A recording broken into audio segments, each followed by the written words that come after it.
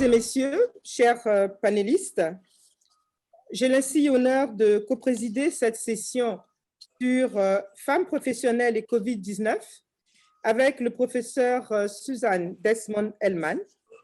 Je voudrais d'entrée de jeu remercier Madame la ministre d'État, le professeur Awa Kolsek, présidente du comité scientifique Africa Galien Forum, pour le choix porté sur nos personnes pour l'animation de cette session.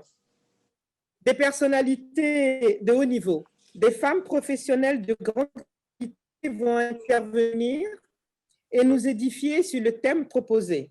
L'on sait à quel point les femmes professionnelles se sont impliquées dans cette lutte et ont été donc différemment impactées par cette pandémie mondiale.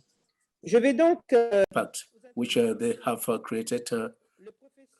So I'll introduce to you a very highly qualified professor, Professor Hellman, who works with the Melinda Gates Foundation, Madam Suzanne Desmond, President and Director General of Melinda Gates Foundation.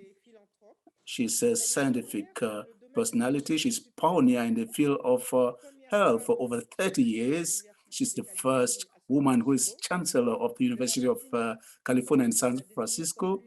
The Forbes magazine designated her as one of the greatest innovators in the world, and she's a heroine for patients, and that was in November 2009. She's among the 50 most influential businesswomen in the world by Fortune magazine, and she has worked in the American Academy of Science and in the Institute of Medicine. That is the personality I would have to the honor to share the chairing of this session of Galien Africa. Let me begin with the first member of the panel, whom I'll present to you very briefly. It's Madam Aïda Diop NDIAYE. She's the president of Women is Mine in Senegal. She is an engineer and a geologist. Aïda Diop was the only woman in her batch. She's extremely dynamic, and she has been trained in mining economy and energy in the University of Australia, the Mining University, and she's also a leader in African development.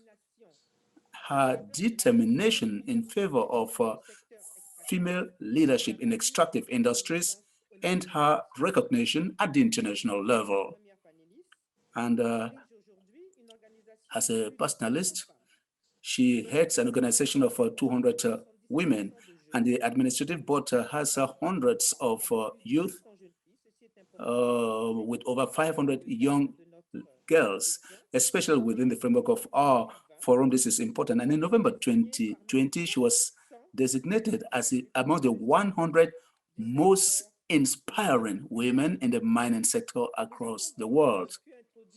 So we've been able to introduce our first member of the panel, and we have questionnaires, and immediately I'd like to ask a question to Madam Aïda Diop. Madam Aïda Diop, I would like to ask you the first question. In your area of specialization, can you really describe the situation and what was the effects of COVID-19 under such conditions?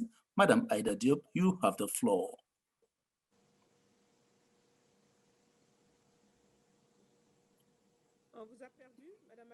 Have we lost Madam Aïda Diop? Connection problems? Madam Aïda Diop.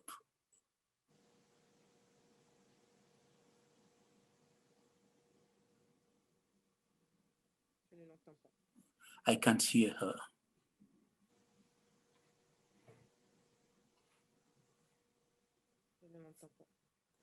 And she too can't hear.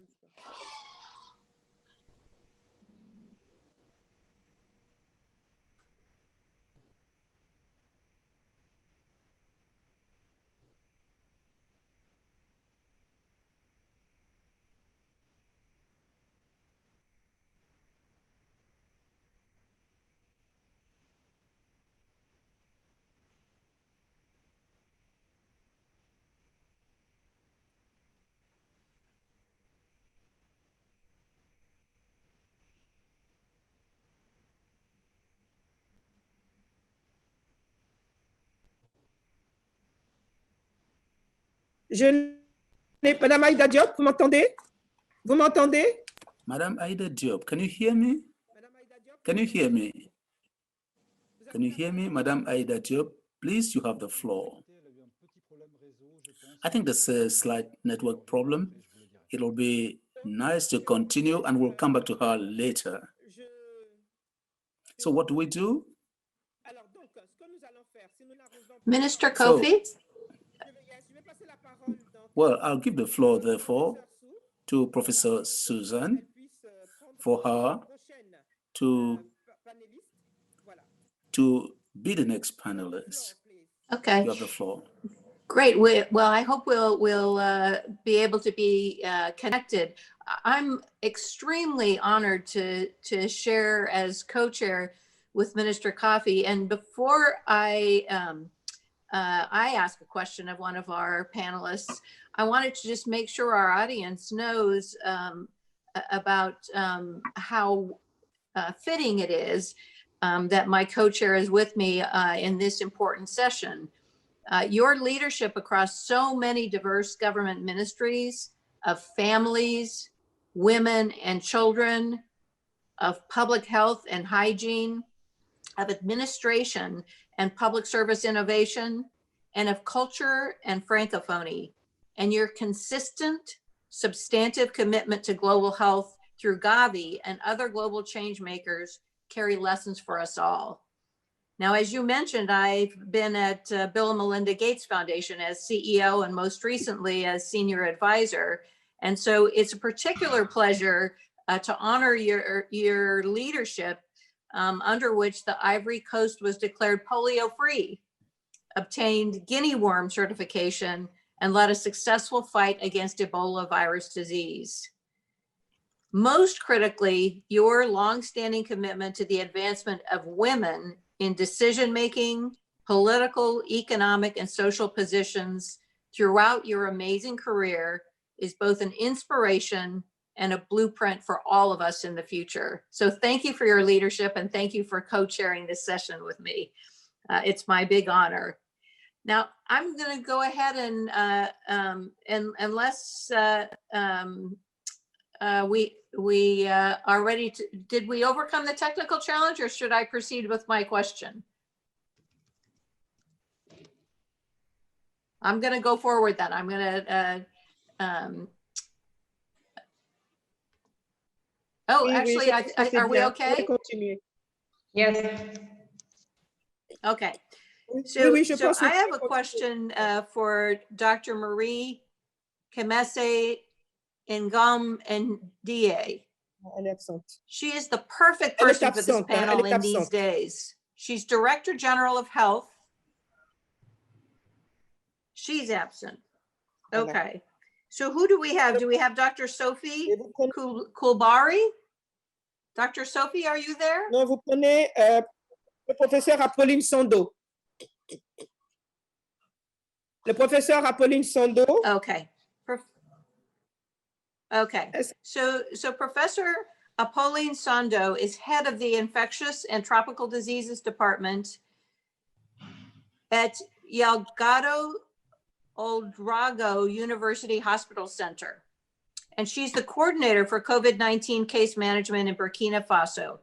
She's a lecturer in infectious disease and supports the Ministry of Health in supervising and investigating diseases with epidemic potential.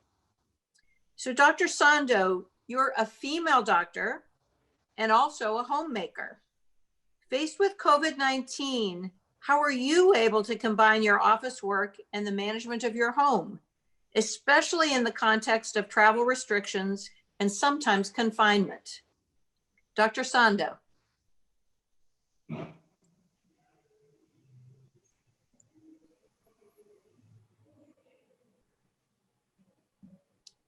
Hello, bonjour. Hello, good afternoon. Thank you very much. First of all, I'd like to start by thanking the organizers of this forum, particularly Madam Minister of State, Madam Awa, and enabling us to participate at this forum. It is indeed an occasion for me to experience to share my experience in the management of COVID-19, but also as a female leader in the world. And thank you very much for giving me this opportunity. As a matter of fact, during the management of COVID-19, life as a woman and the responsibilities we have, because we have to ensure the coordination of care at the national level. I was a coordinator, the regional coordinator for healthcare in the situation of COVID-19. I must say that it's not really easy as a responsibility.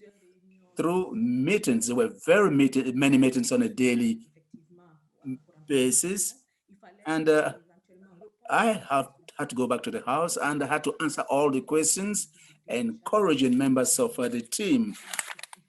And at the same time, I had to combine this management with that of a researcher, as well as my social life. So as a woman, my life was indeed stressed. It was quite stressing, quite stressful, because people were always afraid of being contaminated, and you are also afraid of contaminating members of your own family. You come back home and meet your children. They want to come around you as if nothing has changed. They cannot really understand why you cannot really get very, very close to them. So it wasn't really easy. It was really a matter of taking care of your own husband too, taking care of your family, and at the same time, respond to the very many questions and calls which came from here and there. And of course, when I talk about social life, I must say that we all indeed could not express our social commitments as before, because things had really changed, and that was the case for many women. The second issue was stigmatization at all levels, at the level of our offices, because in terms of epidemic, the infectious illness department is very active, and we have to reduce the number of consultations because they had to deal with only patients who were indeed in serious cases. So you have to take care of your family, you have to deal with your colleagues, and it wasn't easy at all. And there was a curfew. You have to come very early and go back very late. So there is also this issue of stigmatization, which I talked about, and we had all these experiences.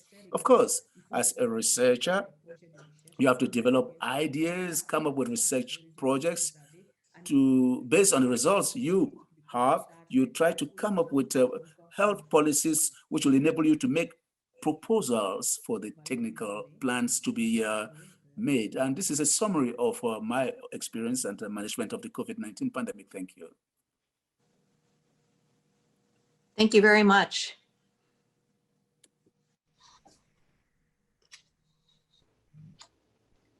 Minister COFFIE?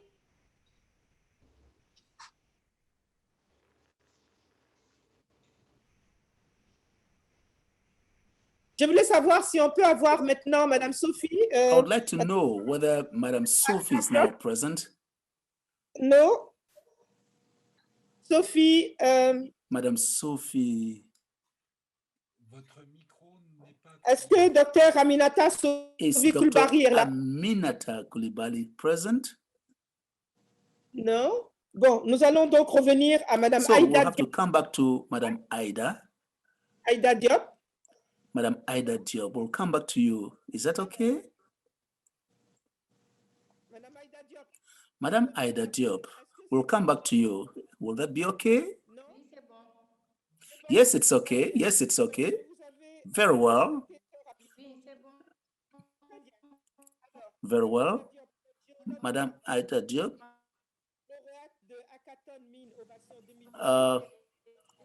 They're both speaking at the same time. Now, you have worked on a daily basis for women to be included in sectors where they are very poorly represented. Could you quickly tell us in 5 minutes the current situation and what were the effects of the COVID-19 under these conditions? You have the floor, Madam, for participating, and thank you for participating. And thank you very much, Doctor. And I'd like to say good afternoon to all the members of the panel and Madam Minister of State. And as you have said, the mining sector, the extractive sector, for instance, was also affected by the COVID-19. And as you must be aware today, the government has adopted policies and mechanisms to deal with this COVID-19. So I want to talk about professional women. We have to divide them in three categories. Those who are employed, either in the administration,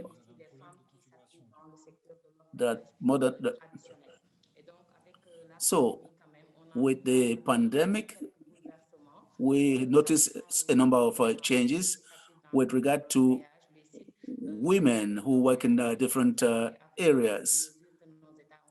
Some of these extractive areas were closed, and for women who are in enterprises, some of them lost their jobs. We noted that some women lost their jobs in this sector where you have enterprises, and even in the extractive sector, and also there was a loss in income. Some of them had a lot of problems with financial institutions because they took loans and were required to reimburse such loans in spite of the pandemic. There was also the difficulty of, for instance, agricultural products, to transfer agricultural products to the market.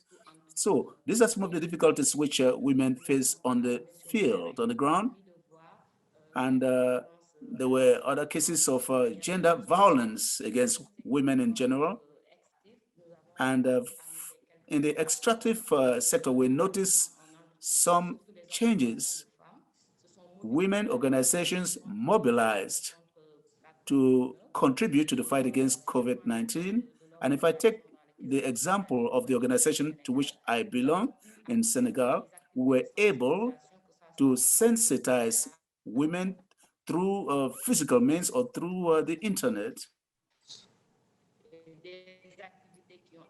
And activities were carried out and approved by heads of state. So decision makers in the entire continent saw the contribution of women in the fight against COVID-19. And apart from this innovation, we set up production units, and with the Mantura program, which we have, young girls were able to produce protection apparatus and other uses in the fight against COVID-19. And symbolically, we made donations worth 500,000 francs. Our organization tried to see how we could contribute by making this contribution.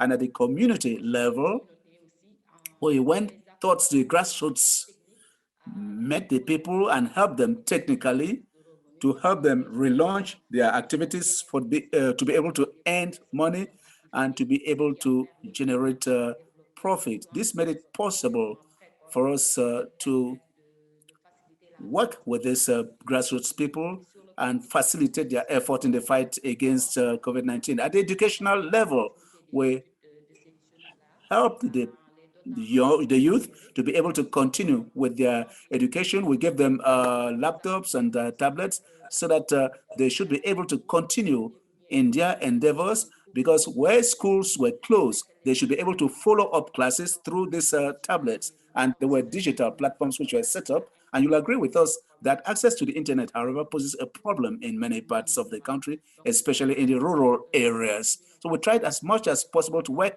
with innovation and to conduct online classes to help this youth of the rural area. And generally, it was to help them continue with their studies.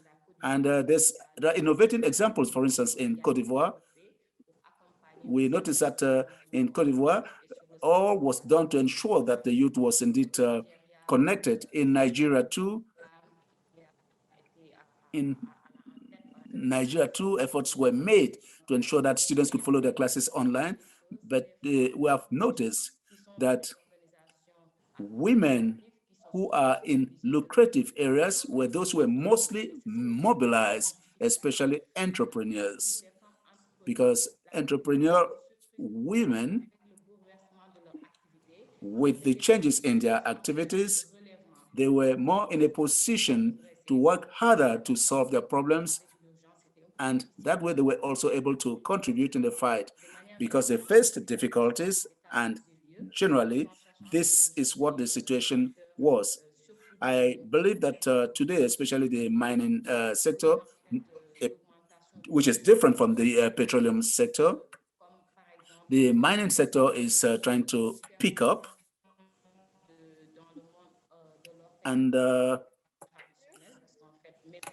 so these women have worked informally, even in the mining sector during the COVID-19 period. So there was indeed a major effort, but we must notice that there was the fall in the price of the barrel of oil, and all of this affected employment in this sector. So from a general perspective, that is what I can say. And afterwards, I may come back to talk about the perspective, the prospects.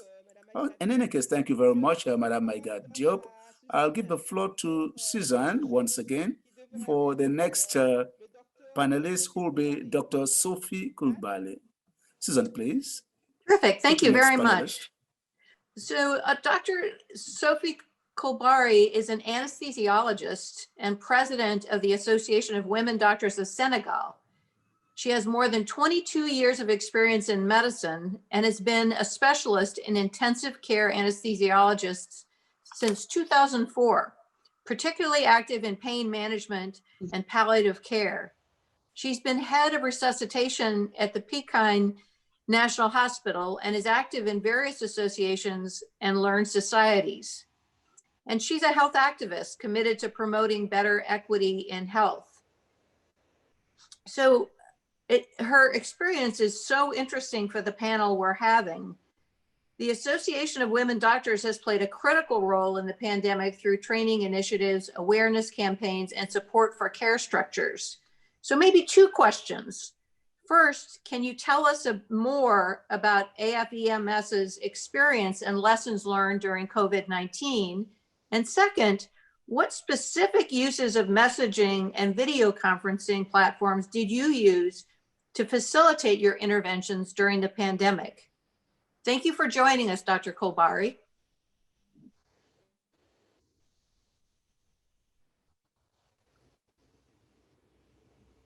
Merci, Madame la Présidente. Thank you, Madam Chair. To begin, I would like to thank the organizers of this Galien Africa Forum, in particular, Madam Minister and the President of the Scientific Committee, for inviting us to take part in this high-level panel. Thank you. Now, in regard to the participation of the Female Doctors Association in the fight against COVID-19, this participation started right from the onset. In the month of March, the 21st of March, the Association of Female Doctors responded and reiterated its commitment to the Ministry of Health, and female doctors joined the team that was set up by the government based on their capacities and also based on their action plan. Thus, the Female Association of Medical Doctors, comprising more than 500 members in different parts of the country, conducted different activities. Our first intervention was the alert unit in the Ministry of Health. And as a matter of fact, the entry point of our response, because that's where it all begins, the female doctors intervened at that level to strengthen the human resource potential of the alert unit. And that is to be able to receive calls, analyze data. And at this level, we created advocacy for the modernization of the alert unit. I must say that at the beginning, the forms were filled manually, but when the association came, we made that advocacy, and we helped in setting up an alert platform, which made it possible to have the possibility of dealing with these alerts remotely. And at times, doctors were even involved at that level. And they were there morning and evening. They helped. And all the alerts were, all the warnings were taken care of. And they were able to receive and deal with at least 10,500 cases of early warnings. And at times it was really late in the evening that they had to go home. So they had to work very hard and were very, very involved. Another aspect of our intervention was at the level of training. We deemed it necessary right from the onset to help female professionals. They should be endowed with the capacity to be able to train and take care and also prevent infections, because prevention control is the basis and very important. At that level, female doctors were trainers, and they also trained other female doctors and other health officials. They trained them online and physically. They also worked to train people in the fight against the infections. And teachers were trained. Teachers who are specialized, female doctors indeed trained them so that they at least should be able to teach their students the true measures, preventive measures to take into consideration. We also strengthen the capacities of health professionals such as doctors, paramedicals in healthcare. In other words, we trained them to upgrade their level, and we trained them just as they came out of school. So without this, our response would not have been as effective as possible at the level of professionals. So everybody's level had to be upgraded. So in the heart of this pandemic, we trained female doctors on communication, and we really wanted to help them to make it possible for them to fight the pandemic by giving effective response, because if you don't know how to communicate, you'll not be able to fight the pandemic. So communication is important at the international level, and we try to help them at this level also. Another axis of our intervention was empowering. Through radio programs and television programs, female doctors were able to make their contribution in different stages. Female doctors made videos on how to wear masks and train the public on issues like stigmatization. So female doctors indeed created video clips on stigmatization and other aspects. These videos were indeed given to different parts of the country, the social media, WhatsApp, Facebook, Twitter, and all that. And it had a strong impact on the communities. Another axis of our intervention was in relation. We were committed in regional committees in charge of fighting the epidemic, because as I said a while ago, we are present in all the different parts of Senegal, but we are invested more. We asked our members to be involved in regional committees. They did so, and the team in Dakar, we have more members. We laid emphasis on Dakar because it's the center of the epidemic, and at that level, our group was indeed committed to help in the technical build-up of the regional committees, and we also supported the district of Dakar in the follow-up monitoring, but also the follow-up of cases to place at the disposal of all these people the internet, because at some point, people face a lot of difficulties, and there was a need for the internet to make things easier. We also at the regional level helped in conceiving and implementing the strategy of communal development, as well as in the district of Dakar. And in the heart of the pandemic, female doctors were indeed impacted. So especially those who are in strategic positions and who had to take decisions. At that level, we decided to carry out support activities. We did collective coaching for female doctors so that they should be able to benefit and avoid burnout. And we also wanted to make them more professional in the fight against the pandemic. We did not forget the other professionals as well as the population. We set up a project to listen, a psychosocial medium, and also we listen to the population. To summarize, therefore, these different activities were the modest contribution of our Association of Female Doctors in the fight against the COVID-19 pandemic. Thank you. Dr. COULBARY, that was terrific. Thank you. Can I ask one quick follow-up question? We just heard from Professor SONDO about going home and worries about bringing COVID home to your kids or your husband. Did you hear from your colleague, women physicians, about worries with bringing disease home or nervousness among your kids or your husbands?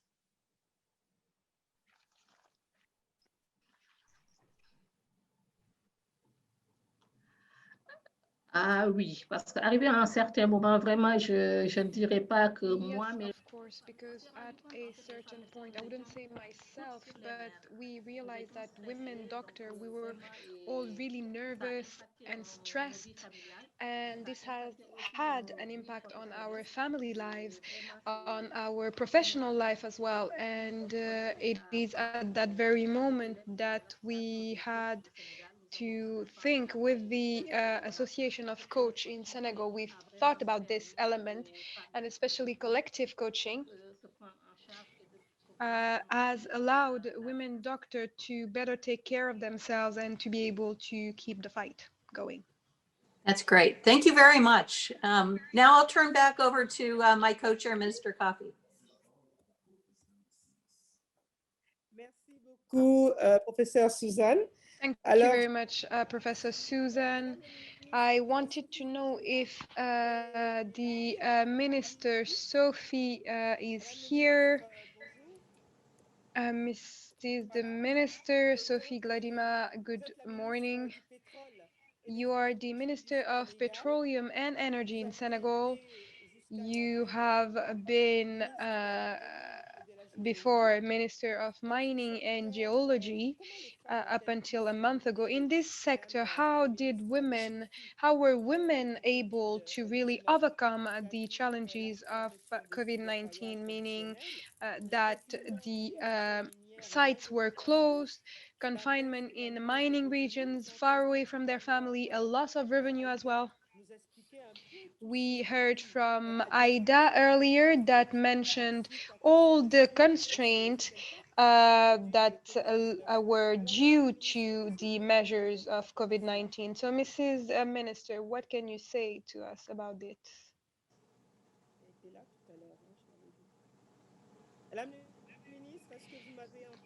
Is the minister still here? She was here a minute ago. We seem to have lost connection with her. Is the minister still here? Well, if she isn't, then we will... Madam Minister, are you still here? I had the impression that I saw you a minute ago. Well, to save some time, we will, with the agreement of my co-chair, Professor Susan, if she agrees with me, then we'll present two well-known people that come on top of our panel members. We have the Professor Ramatali Bakayoko, that is the minister in charge of women, family, and children in the Côte d'Ivoire. Professor Lee Ramata, I know that you're here. Could you turn your camera on? Yes, thank you. Mrs. Ministers, so you're the Professor Ramatali Bakayoko,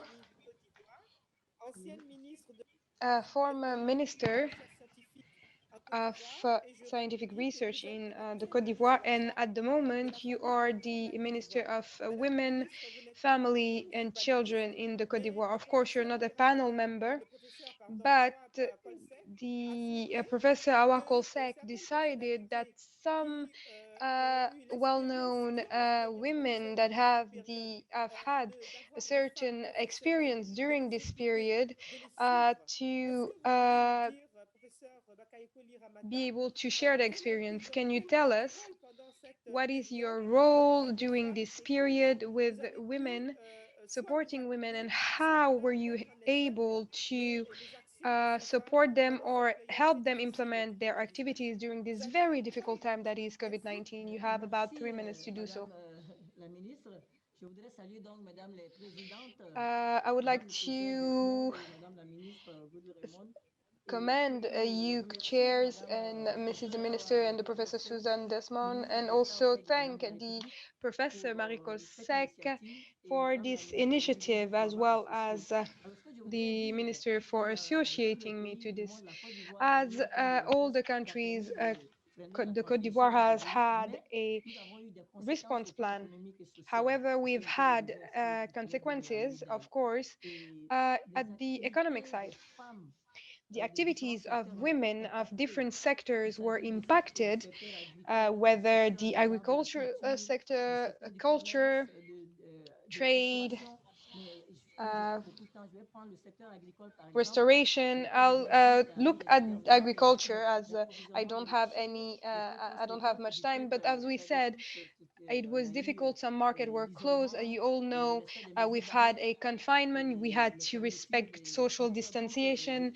Borders were closed. So of course, having agricultural product come in or go out of the country was difficult. And for the women I've worked with, you know that, for example, we are the first producer of cocoa, and these women have lost 30% of their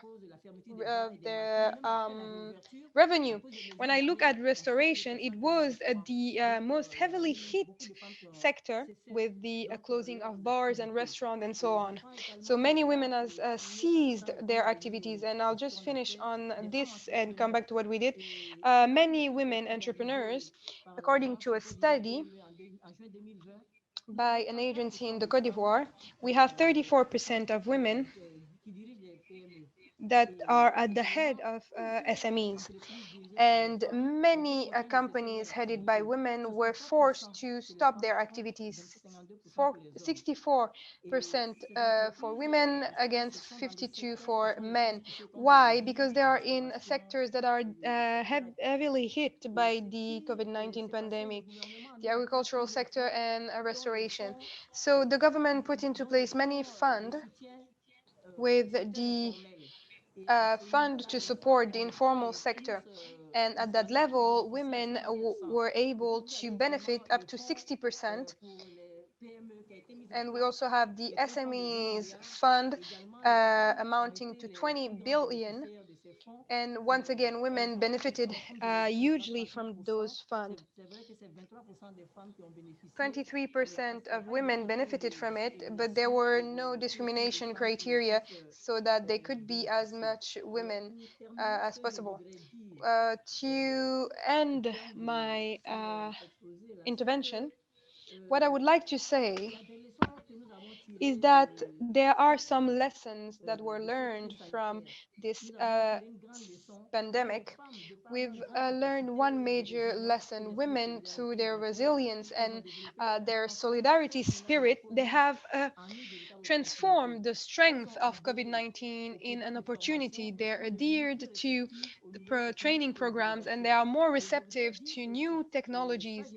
I've seen that myself when we set up the government program for manufacturers in in the Côte d'Ivoire. So we help them putting machines in different factories to help them, train them, and to train them to produce more and to better market and sell their products. I think that we were able to assist them, and this has, in a way, mitigated the consequences of this pandemic. I am sure that sharing experiences in Africa will help our women to play their role fully with the support of our state in this pandemic. Thank you. Voilà, professeur Thank you very much to you, Bakayokoli Ramata. Professor Bakayoli Alors, Ramata, professeur Desmond, Professor Susan Desmond. je ne sais pas si I don't know. I think the minister is there, so why don't you carry on, Mr. Coffee? Bien sûr. Effectivement, je vous laisse la passe, je vous laisse la main. Indeed, now I'll give the floor to Minister.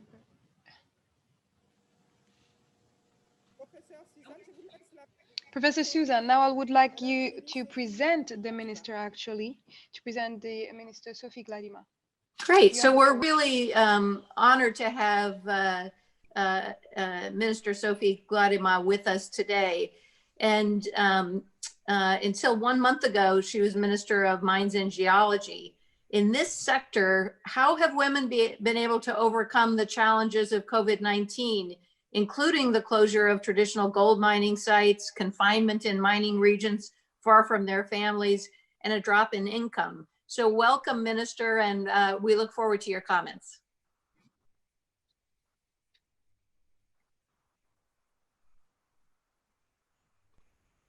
Merci, mesdames les panélistes. Thank you very much.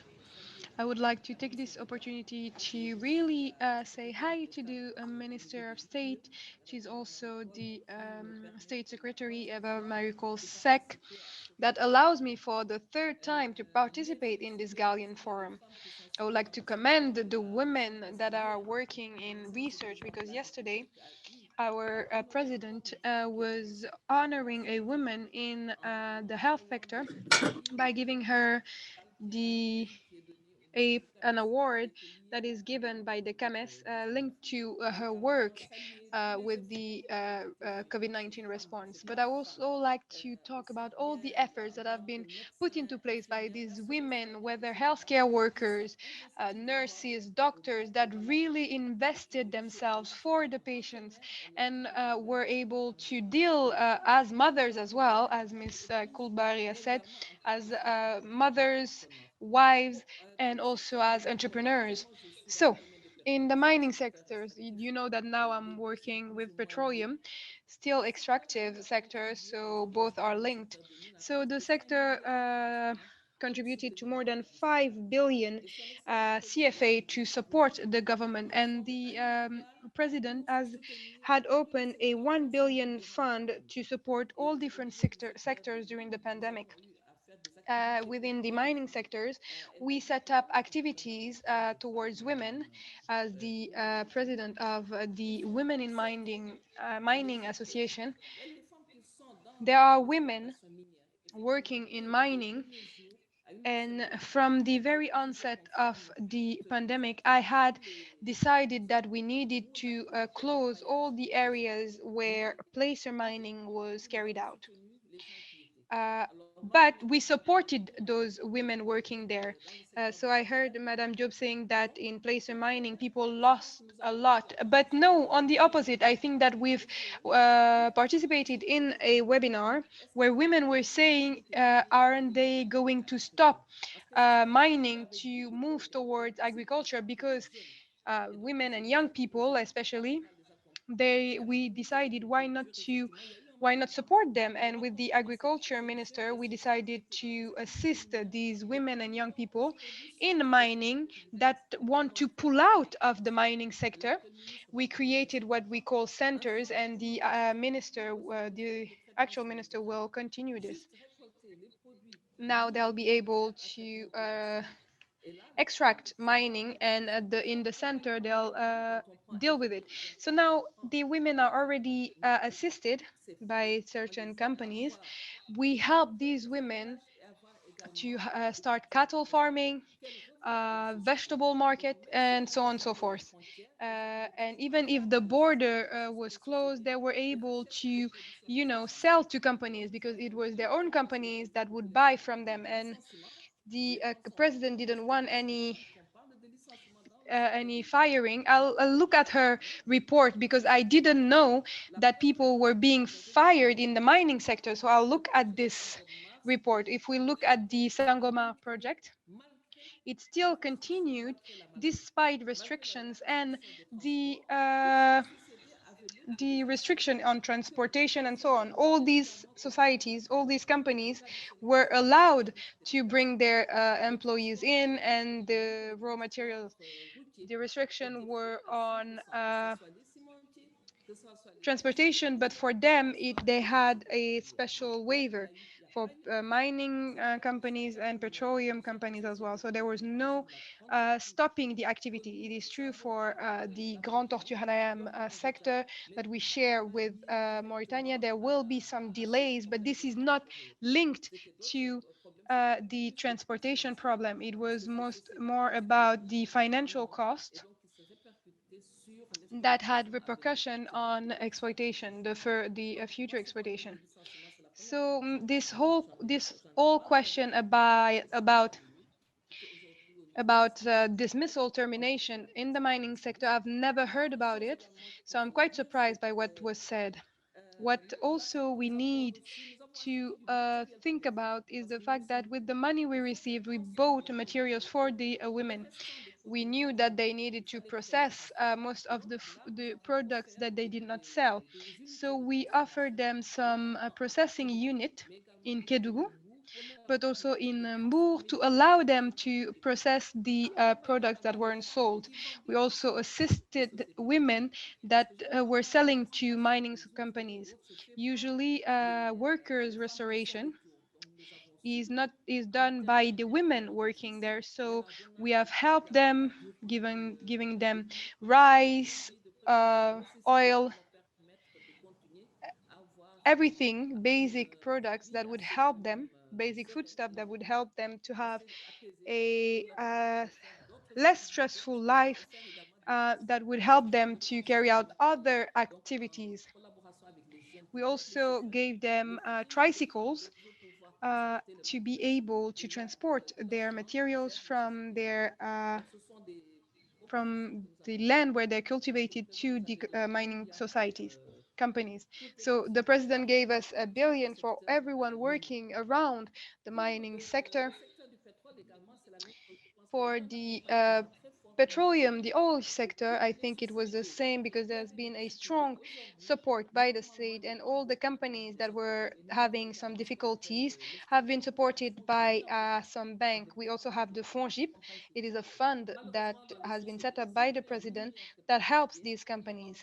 So in mining and oil companies, usually there is not a lot of women or nationals, because those are societies that get a lot of funding, that needs a lot of funding.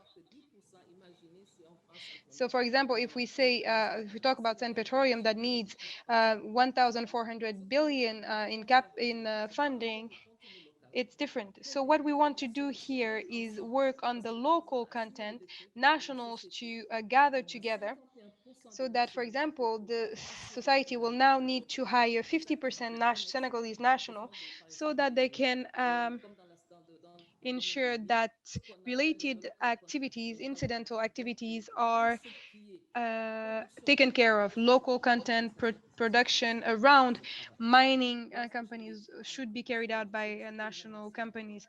So this is what I wanted to say, and I want to thank you again for inviting us, and commend Mrs. Fatou Bintou and the Professor Eva Marie Colsec. Health in Senegal, I think, is working very well, and I think that they've helped a lot during this pandemic. Thank you very much.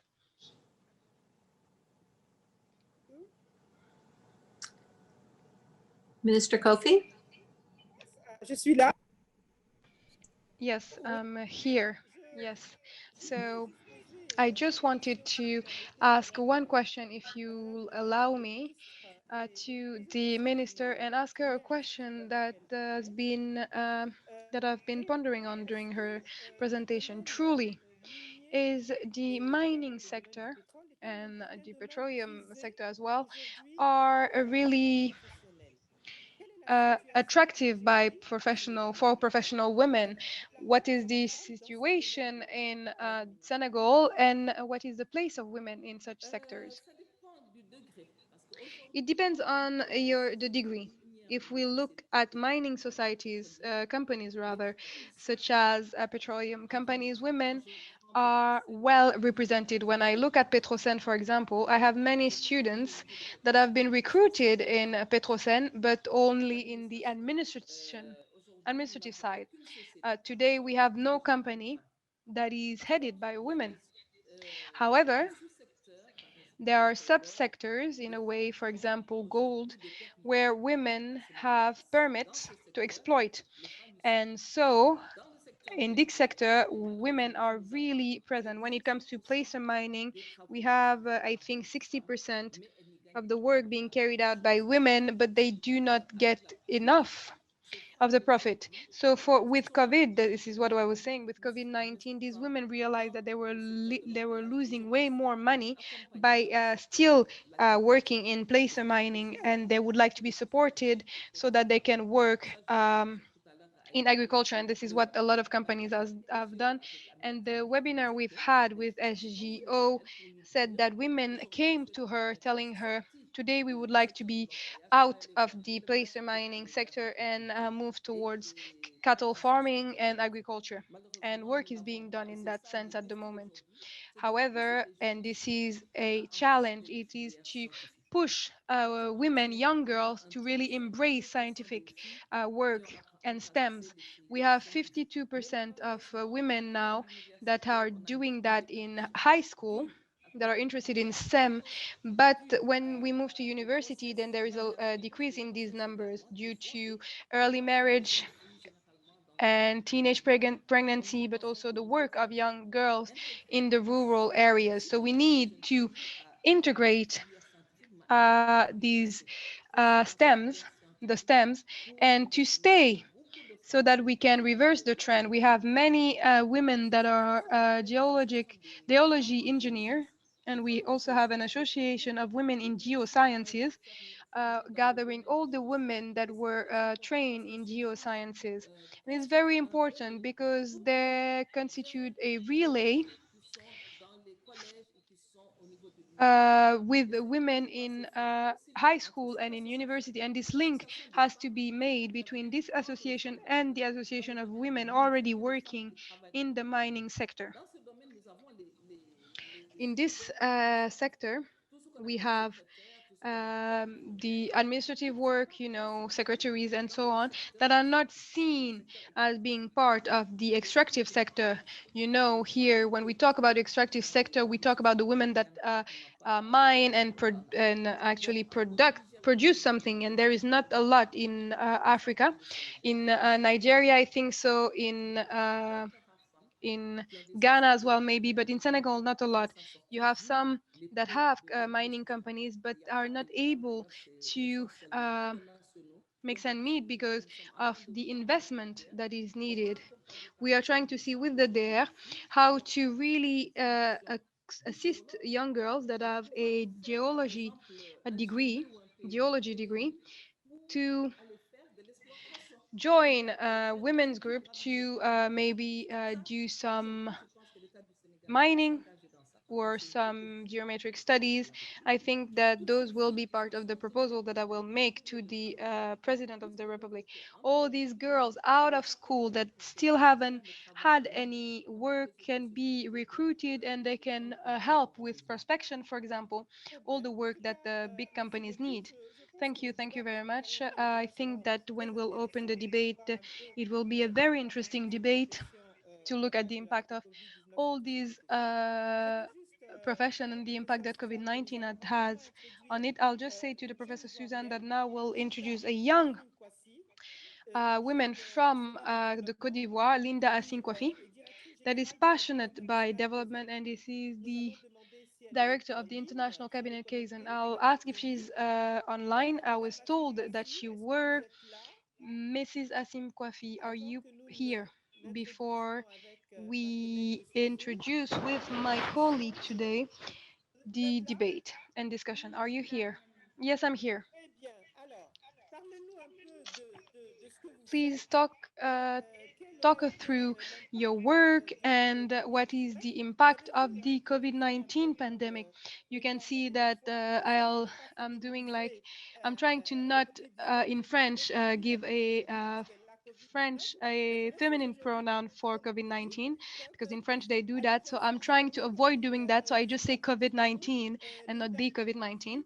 So Linda, can you tell us what is the impact of this pandemic on your activities or the activities of the people you're working with?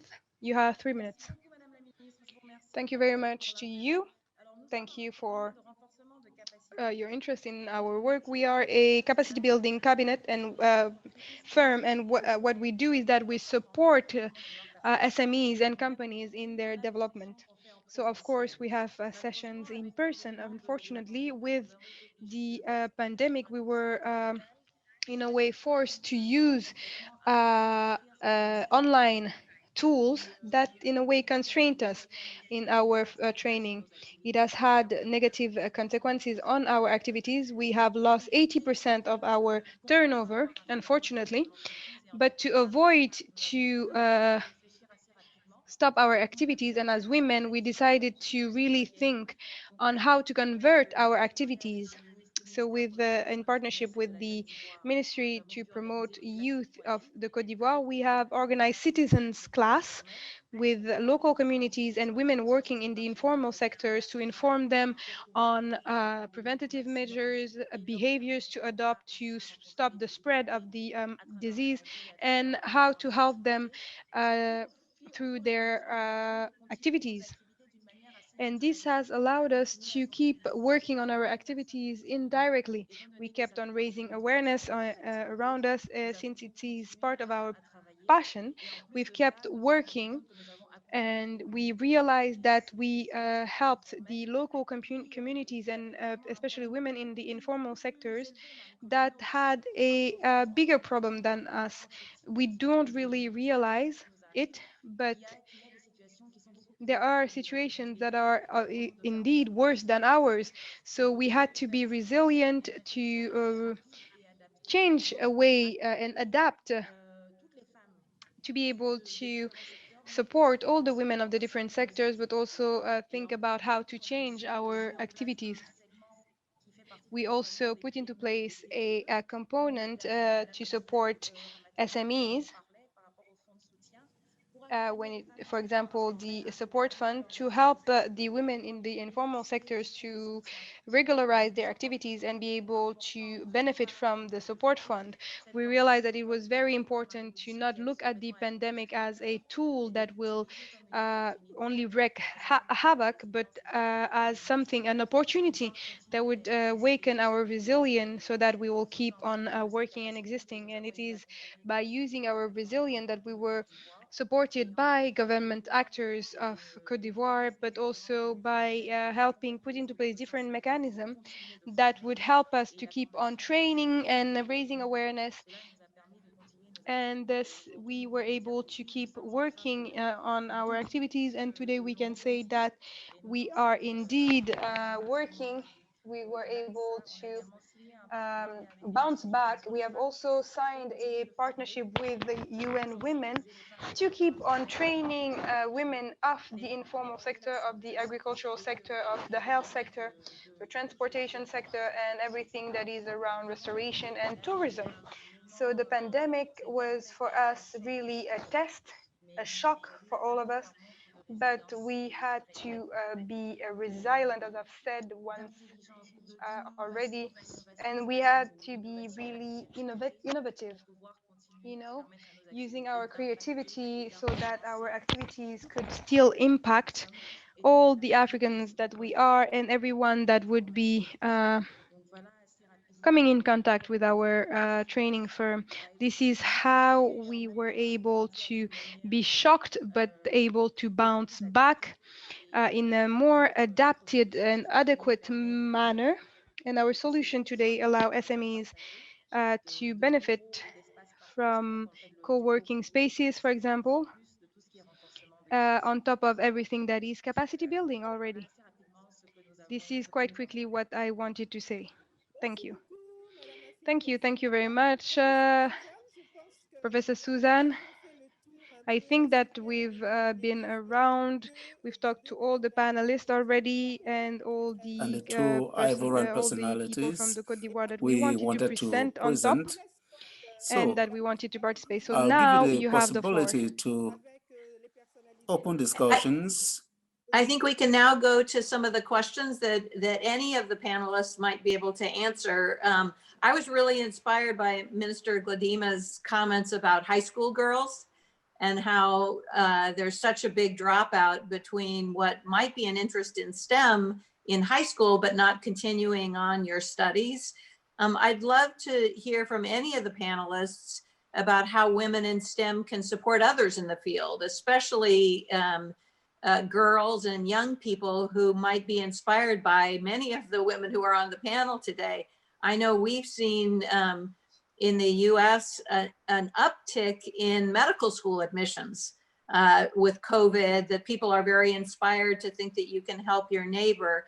How can we keep these high school girls interested in science and maybe on their way to becoming like our panel? Do people have ideas about how you can support other women in the field, especially young women?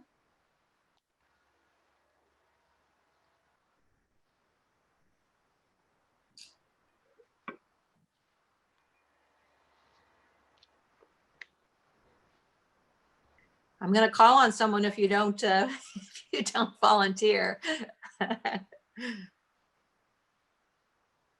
Professor SONDO, you were talking about having kids at home. Maybe Minister Gladima, did you have something to say? Go ahead. Yes, I believe that today, through the different associations, in fact, in Senegal, there are scientific clubs. For instance, the Women in Geoscience, we organize annual meetings with children in Form 3. And we talk to them about these different sectors, because when we talk about geology, people think that it's not meant for women, or that those who go there are like men. But we should remove this idea. We should let girls understand that the scientific sector is a platform for everyone. You don't need to be a man to go there.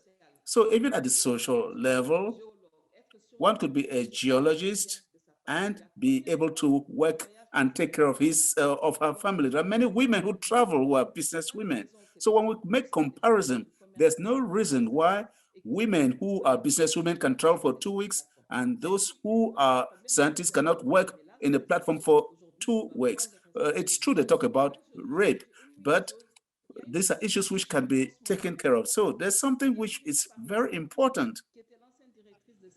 There was a woman who was a former director. Well, she called me a while ago. So we also noticed that during the pandemic in mining sectors and even the petroleum sectors, these sectors were pleased to have women drivers, lorry drivers who were women in control of machines. So I want to say there were different segments apart from the leadership role. There were many women who work within the society, and the companies prefer to give these jobs to women because women are more careful, and as mothers, they pay greater attention, and even in terms of finances, they take better care of the finances. So it's not such companies who will dismiss their women. On the contrary, they are inviting women so that they could encourage these women and make them work in the mining sector. So this, even in the mining sector, you see that it's the same thing. Today we have an increasing number of women in this petroleum sector. Of course, there are family constraints, But during confinement, all the different companies are known to have given preference to women. And indeed, there was a time where in a company, and I wouldn't want to give the name, there was a lot of confinement in that company, and I don't want to give the name of the company. Men were in confinement, but women were readily available to come and work. And when we discussed with leaders of this company, we believe that the time is now for us to discuss with such companies, and we have to help. We have to help children for them to accept the scientific sector, and they should not believe that it's meant only for the boys. They should be able to work on the field, and we should tell them about the importance of these other sectors so that they should be interested. So they can become geologists, they can work in other scientific sectors, and it is indeed a gift, a personal gift, and they should love these areas, and they should cultivate this love for these scientific areas. And it begins from the grassroots level, it begins from the younger ages. And I believe that at the level of teaching in schools, there might be a problem. Teaching in schools is not only enough. So people become more or less reticent. They say, no, geology, petroleum, and all that, I don't like it. It's an area for men. So increasingly, therefore, we notice that women work in these areas, and they can earn as much as $1 million francs, and they are developing interest in these sectors, and we're going to help them. Thank you very much. I'd like to ask a question to Professor Apolline SONDO. Professor, in Burkina Faso, what is the situation? We followed through the media that COVID had a serious impact on the medical personnel in Burkina Faso. Now, I'd like to know, how did it happen? And we were lucky in Africa that the management of this pandemic ended well than in other parts of the world. So, you are in the heart of infectious disease management. What's the reality as far as women are concerned in this milieu? Doctors, midwives, anesthetists, nurses. How is the situation in your country? Thank you very much.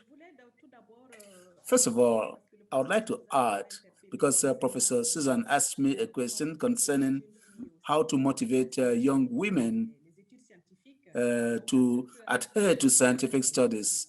And the earlier speaker also said that. And I think we should give the right information to those who are interested in scientific studies, because there are some who believe that when one studies for many years in the university, one may end up not getting married and having a family. We should educate them on this, and we can play the role of coaches. Women who have succeeded today can play the role of coaches to coach these younger ones to go into these scientific studies. And that is why it is important for women to be independent, because when they have their own means, even if they get married, they'll be independent to be able to continue with their studies while at the same time taking care of their household. Now, the role of women in the fight against COVID-19 in Burkina Faso, women were indeed present in all the sectors.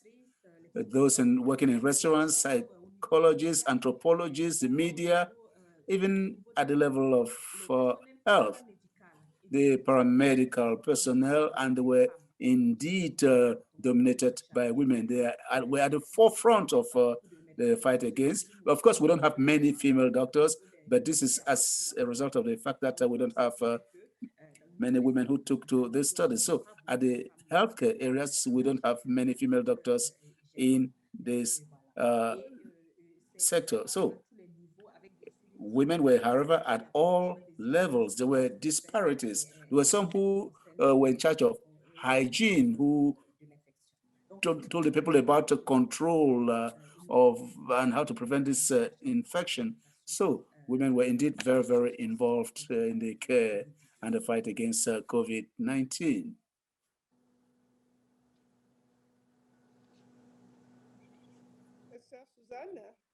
Sister Susan, would you have any follow-up questions?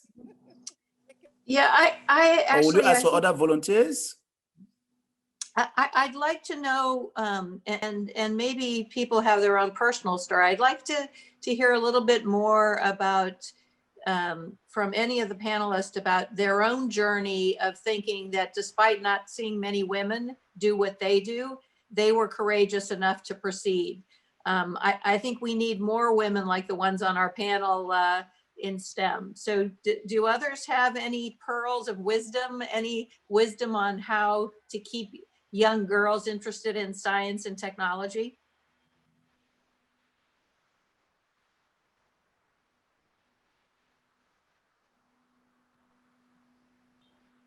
Don't be shy.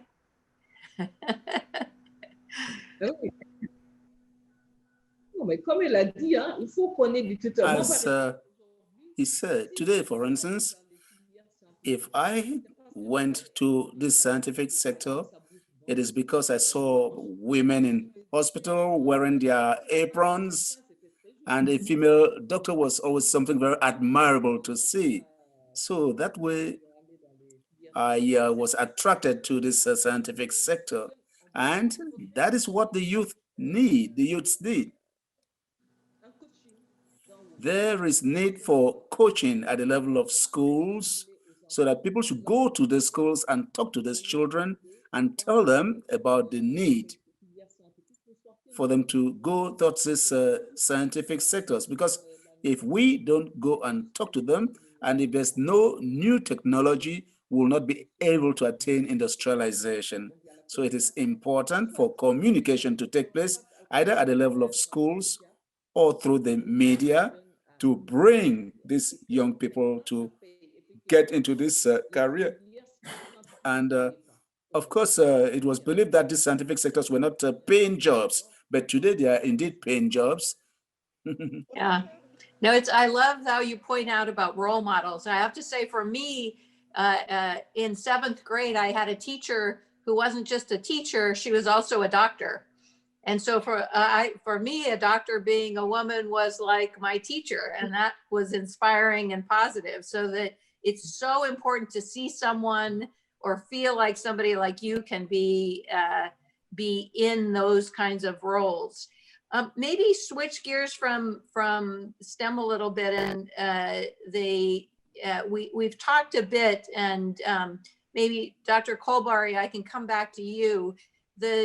There's a lot of discussion about how COVID-19 hits women in 2 ways. Hits women in terms of their workplace, whether it's decreased resources or challenges in the healthcare sector, but also hits women at home with juggling, with changes in schools, changes in how you, whether it's not hugging your kids or whatever hits your home. How have you, Dr. Khouulbary, and your colleagues in the Association of Women Doctors experienced COVID's unusual impact that's disproportionate on women?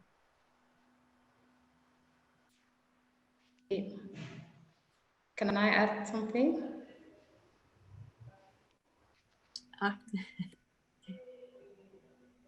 If Dr. Khouulbary isn't there, go ahead.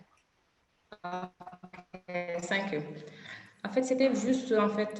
Well, I just want to add to what Madam Minister said a while ago, and Dr. Apolline, what she said.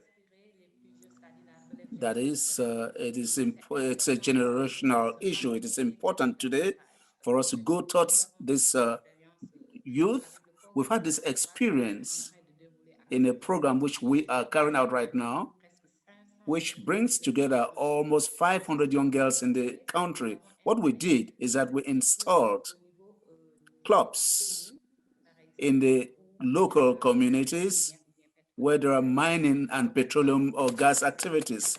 Today, we've been able to create 13 clubs, and in each club, we try to have mentors We look for women who can mentor these young girls, and the objective is to bring them to have interest in these scientific and technical areas and to develop their own heritage, because it's important for a girl who is 60 kilometers from Dakar to be able to have a model who is a leader in the sector, who can discuss, for instance, with people in Dakar and other regions, so that such a girl should not consider this sector as a taboo.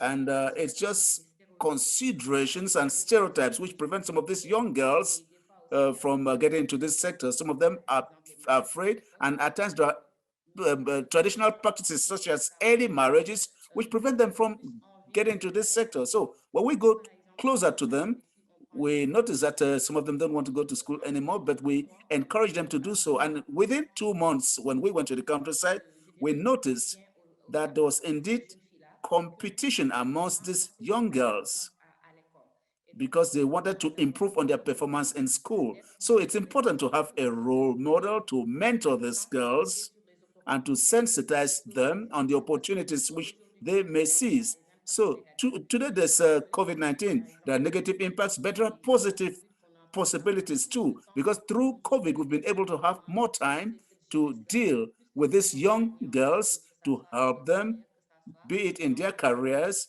or on a daily basis. But also, there's a fact that we may be able to use these digital solutions, and it has shown that there are many other digital opportunities which we can use and develop these young girls and bring them to use new technologies which was indeed within reach, online platforms, and improve on their capacity and bring them to discover many other things. For instance, the protective measures which we talked about, children from 11 to 17 years were taught, we helped them, and we trained them so that they should be able not only to take care of themselves, and or else they would have been very much stressed during this confinement period, but they have been busy. And in terms of prospects in general, apart from the help which we've given them by mentoring them and by being role models, generally it's also important to strengthen evaluation and documentation on COVID-19 on professional women, and also lay emphasis on their education. We should be able to come up with strategies to relaunch economic activities, especially in the informal sector, and they have been affected. So there's a need to help them so that they can develop strategies of resilience, and they should continue their activity, because as a matter of fact, MC, some countries saw a drop in their production. In Senegal, for instance, we are going towards a second experience, and we are trying to strengthen the role played by these young girls and women in the society. So we want to facilitate their access to funding, because it is very important for women, and it will be they will be more involved in the fight against COVID-19. States have been able to set up mechanisms, and we all know that today the role which women play in mobilizing people is always at the forefront, and it is very important to get them even more involved and get the youth also involved. And once more, I would like to thank Professor Awa for the inclusive approach which she initiated, and she has done so every time she has the opportunity to involve the youth to ensure, and we want to thank her for what she's doing on the field and the help which she's giving to the youth whenever possible. I'd like to say a word, if possible, with your permission. Madam Chair, with your permission, can I say a word? So, okay, thank you. I would just like to thank all the participants who have talked about their experiences, and it is important for them to be mentors for these young girls. But we should not lose sight of a very serious aspect in Africa: young girls who have not gone far in their education. And we are working on this in relation to the factories in Côte d'Ivoire, because we want to put factories in all parts of Côte d'Ivoire, sensitize young women on how to maintain, repair machines, to build these machines. This is a scientific sector, that is true, but in areas where women are being educated, we have about 120 girls. There's also the field of agriculture. We tell them about the different innovations so that they too can contribute in the improvement of agricultural produce. So these girls should not be forgotten.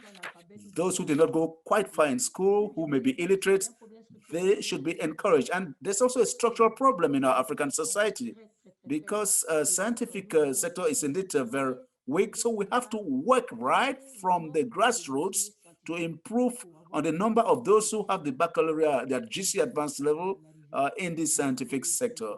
That's the experience which I wanted to share with you. And I believe that the models are indeed very important, the role models. And from the women could serve as models for young girls, and this will be very important so that they will see how women are competent in the scientific sector. And I would like to thank you. Thank you very much, Professor Ramata.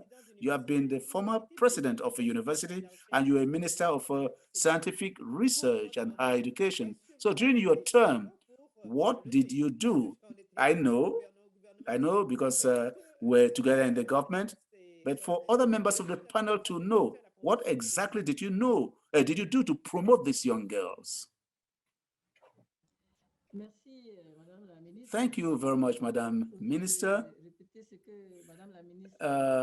Instead of repeating what the Minister of Mine said, as a matter of fact, at the level of bursaries, we gave quotas, we made quotas for girls.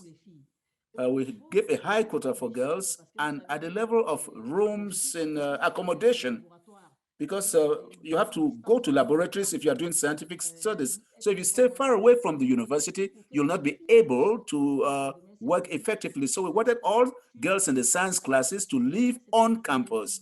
And these are indeed very important details, as well as the restaurants. We ensured that as far as university life is concerned, we ensured that these girls could be well taken care of. There were also female clubs where these girls could be trained and guided.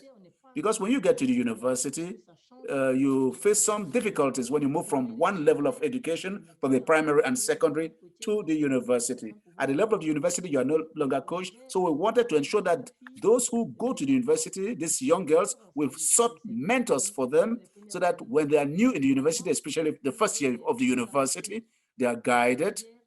And we help them also in the those of the third and fourth year in the university, help those in the first year in the different sectors. So we gave preference to the scientific domain. So these are different actions which we carried out to help women, notably for them to be quite close to their area, to their place of study. And this is very important. Thank you, Professor. Now, Professor Susan, do we have time to take other contributions? I think maybe go ahead with one more question and then I'll wrap us up after you do that.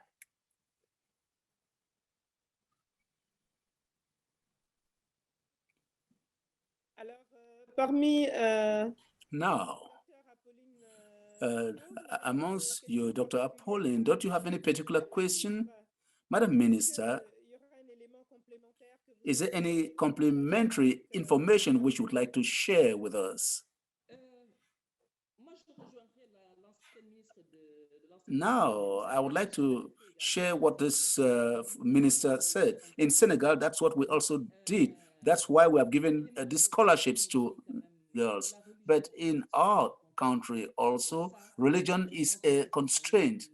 And I think that we need the support of all and sundry in this area. It remains a constraint because in some scientific areas, unfortunately, religion becomes a problem. And often, this socio-cultural aspect should be taken into consideration because we may want to help these girls from the primary to the secondary, but there's a certain conduct, a certain behavior. They are required to dress in a particular way, and this may not tally with the scientific sectors.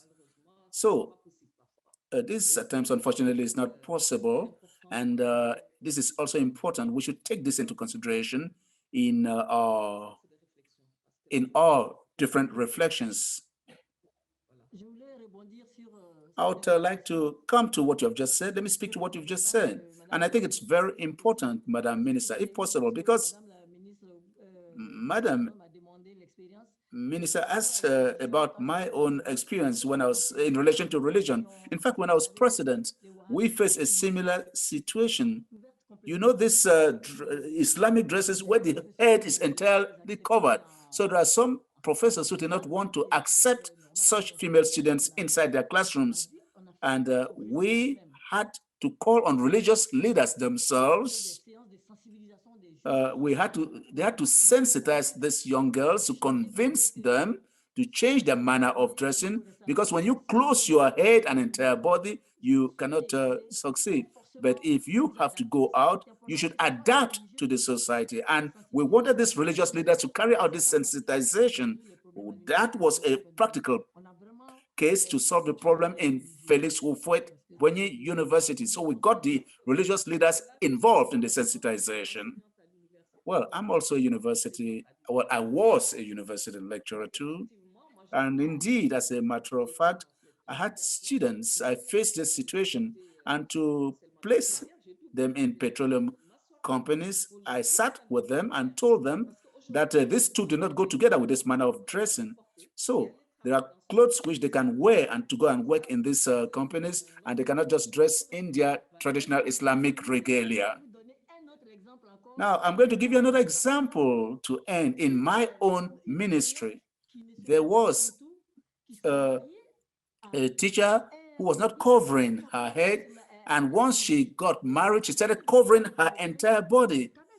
And during the meeting in Khemesse, I told her that if you come here dressed in that manner, you'll not succeed. So we succeeded in convincing her to dress properly without necessarily exaggerating. So it is a problem. Someone who has lived for years, 35, 36 years before getting married, and she was forced to start covering her entire head and body. That's really extraordinary. So there's a lot of work to be done in this area. It's a veritable problem. Thank you.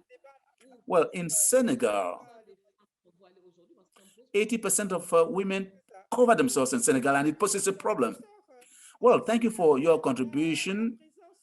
Professor, we have just been informed that Madame Karamoto Gladys has come. She's head of an enterprise, and she'd like to say a word before we conclude. We have 3 more minutes to go. Can we give her the floor? Let's give her the floor. I agree. Madame Karamoko, are you there? Madame Karamoko, are you there?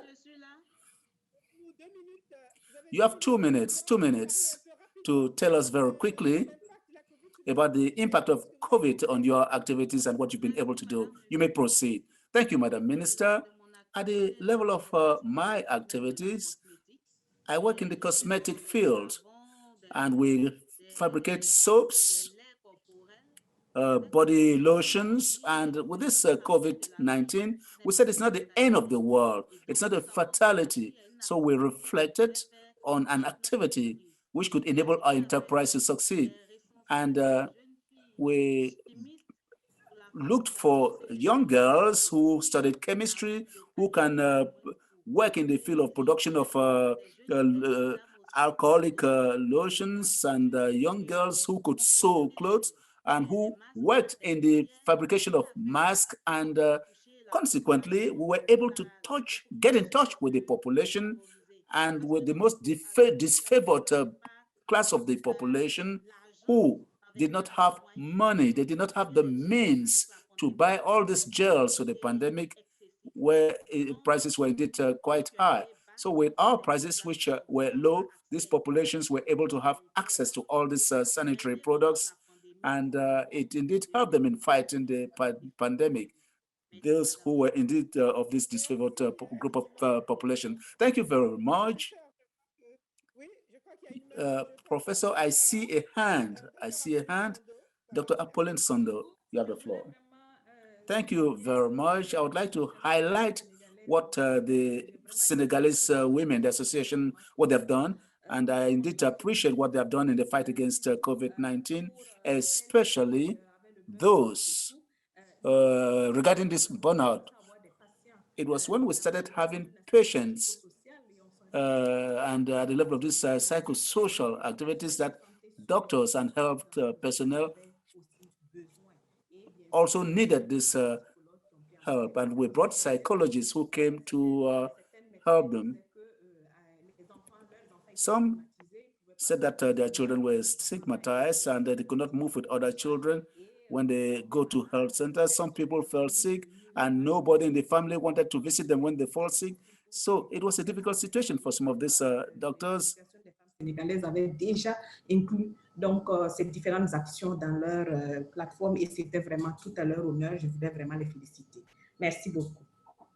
Merci beaucoup, professeur Suzanne Desmond. Je pense que Thank you very much, Professor Suzanne Desmond. I think that now we can congratulate and thank all the panel members and all the participants. I will now thank once again the Professor Awa Marie-Colsec and give the floor to the Professor Suzanne Desmond for conclude this session, while thanking her for accepting that I would co-chair with her in a very interesting theme in professional women and COVID-19. Professor Suzanne, you have the floor.